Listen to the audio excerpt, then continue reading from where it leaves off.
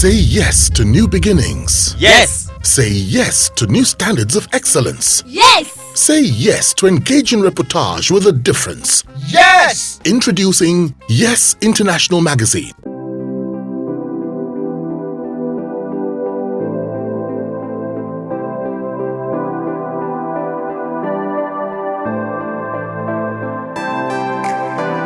How did you become entangled with journalism? Coming out of the university, I felt that my first choice was to be in the media.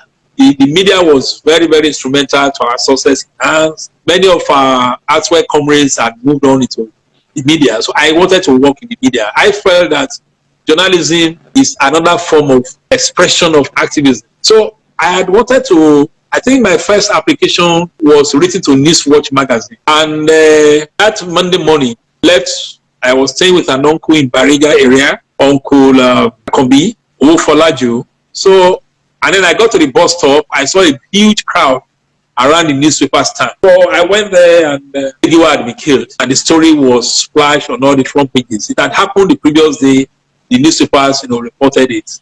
And there was I at the newspaper stand, with an application in my pockets addressed to the editor-in-chief of Newsport. So I returned home, and when I got to, they said, "What happened?" I said, "Well, where I wanted to go, they had, killed the editor." So I persisted. Alao Akabashon, who was one of the lawyers of NAS, had wanted me to work because I read psychology. So he had wanted me to work in the textile industry, the industrial relations department, and it took me around, took a couple of applications. But it didn't materialize. But I kept going to the media. I went to the Guardian one day to see that Polori. And as I was coming out, we saw, Uncle Ladibunola Landbone. I saw him recently, he lives in Agbara now, So he saw me and said, "Lanre, I hope are you planning to come and work in the Guardian?" I said something like that. I said, "You are too troublesome to come and work in the Guardian." So I tried African Guardian. Godwin Agboroko, I think at the time, was the editor. Wrote a couple of applications. I tried Concord, and then the Republic newspaper was established in 1988, and they were looking for young graduates. So fortunately, they accepted my application, interviewed me. That was where my journalism career started.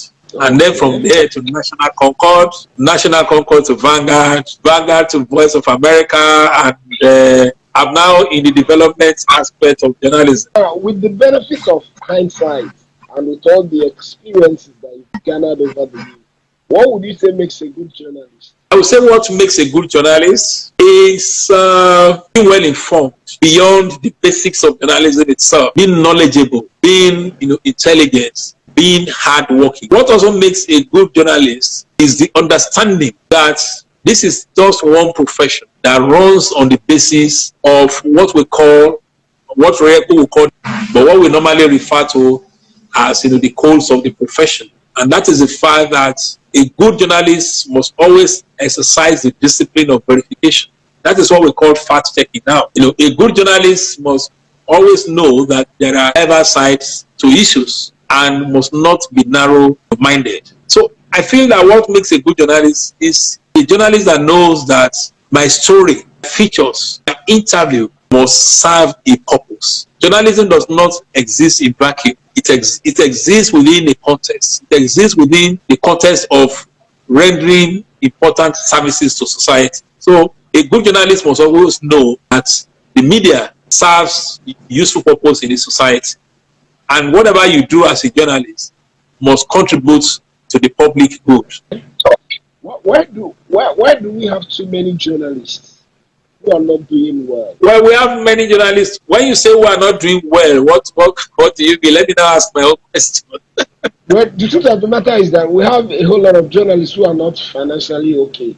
Let's not mince words about it. What's wrong with you? Well, I think we have many of them who are not doing well because the media industry, first and foremost, is distressed. We are having our own fair share of economic problems in the country.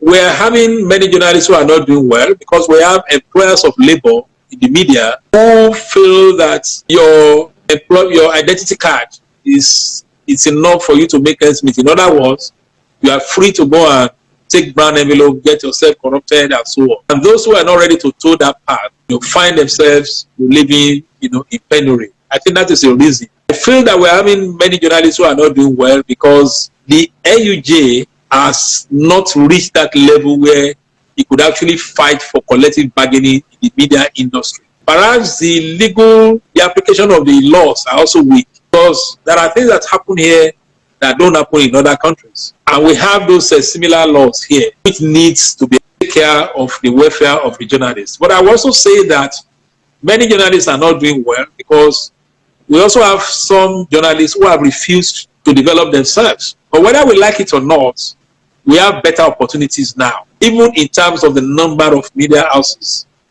in terms of the channels with which you can express yourself. As though you a soft-cell journalist reporting for Encomium, then maybe reporting for a few others. Today you are a publisher. I do not think it just happened like that. It was because of passion. And then you've also developed yourself. You've diversified, as it were. Now you are interviewing me live. Perhaps you are making money from this interview. I'm in the analog age, digital age.